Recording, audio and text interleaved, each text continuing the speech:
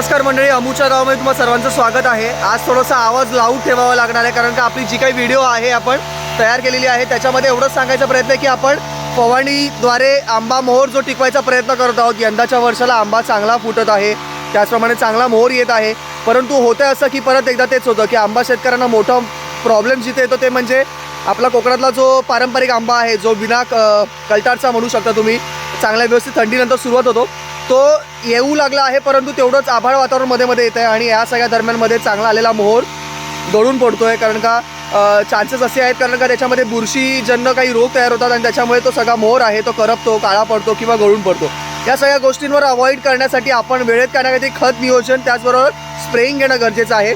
आज आपण जे काही स्प्रे घेत आहोत ते मी सगळं रेअर कॅमेरा ऑन तुम्हाला सगळं दाखवायचा प्रयत्न करणारच आहे, परंतु एवढं सांगायसाठी आहे की आपण जो स्प्रे घेत आहोत तो कीटक बुरशीनाशक मिक्स असून त्याच्यामध्ये आपण 0.34 देखील वापरलेला आहे।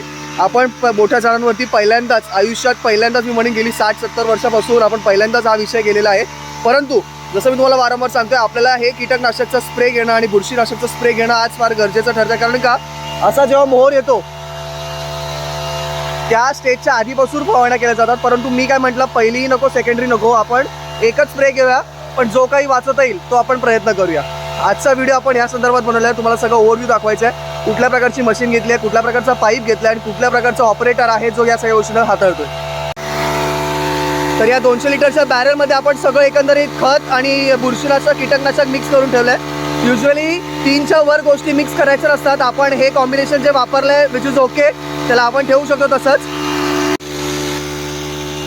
समोर सम्या बघू शकता ती गन जी आहे त्याच्या मदतीने तो जो स्प्रे आहे तो किती निमुळता करायचा किती वाईड करायचा तो ते करतो, प्रेशर इथं ॲडजस्ट केला जातो।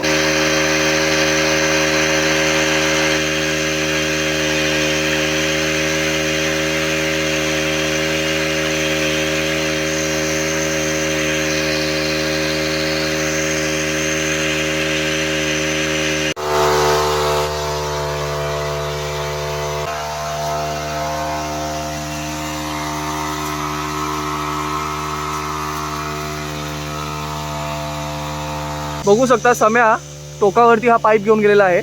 हाच खूप उपयोगी ठरतो जेव्हा असे स्किल्ड लेबर असतात आणि अशा प्रकारच्या सगळ्या इक्विपमेंट्स आपल्याला तयार असतात। साधारण हा 200 मीटरचा पाईप आहे, जवळजवळ 600-750 फुटाचा हा पाईप आहे आणि सम्या हा 50 फुटीवरती झाडावरती नुसता चढला नाही तर हा पाईप घेऊन वर चढलेला आणि स्प्रे करत आहे।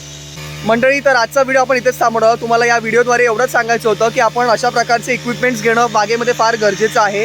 जर तुम्ही भात शेती करत असाल, चोंड्यामध्ये न उतरता तुम्हाला जर स्प्रेइंग करायचं आहे, ऑर्गॅनिक म्हणा, सेमी ऑर्गॅनिक म्हणा, फर्टिलायझरवाला म्हणा, तर अशा प्रकारचे इक्विपमेंट्स गरजेचे आहेत। आता इकडे बघू शकता बाबा जिथे उभे आहेत तिथे आपण एक छोटीशी बादली आणि मोटर ठेवलेली आहे। मगाशी व्हिडिओच्या सुरुवातीला आपण ड्रममध्ये 200 लिटरचा ड्रम केला होता, कालांतराने जसं तो संपू लागला तसं आपण तो हे बादली आणि रिमोट प्लेसेसमध्ये जाऊन त्या बादलीमधनं ते स्प्रेइंग करू लागलो। सो ह्या सगळ्या गोष्टी फार इम्पॉर्टंट ठरतात जेव्हा तुम्ही अशा लार्ज स्केलवर फार्मिंग करत असता किंवा मोठी प्रोजेक्ट्स उभारवत असाल। आजचा व्हिडिओ तुम्हाला हेच सांगण्यासाठी होता की आपण स्प्रेइंग जे घेतलेलं आहे ते तुम्ही देखील जर घ्यायचा प्रयत्न करत असाल, भले 1-2 झाडं असे ना, 0.34 आत्ता देणं फार गरजेचं आहे। फ्लावरिंग स्टेज ऑलरेडी स्टार्ट झालेली आहे आणि ॲक्च्युली याच्या आधीपासून सुरुवात केली जाते, पण एक तरी डोस तुम्हाला 0.34चा देणार। त्याचबरोबर कीटक आणि बुरशीनाशक जर दिलात तर अशा प्रकारे जी काही बुरशी वगैरे असते किंवा कीटकं असतात ती वाढायला सुरुवात होतात आणि ह्या सगळ्या गोष्टींचं लक्षात घेऊन आपण वेळेत सगळं करणं गरजेचं आहे। आजचा व्हिडिओ आपण इथेच थांबू, लवकरच भेटू नेक्स्ट व्हिडिओ घेऊन। थँक्यू।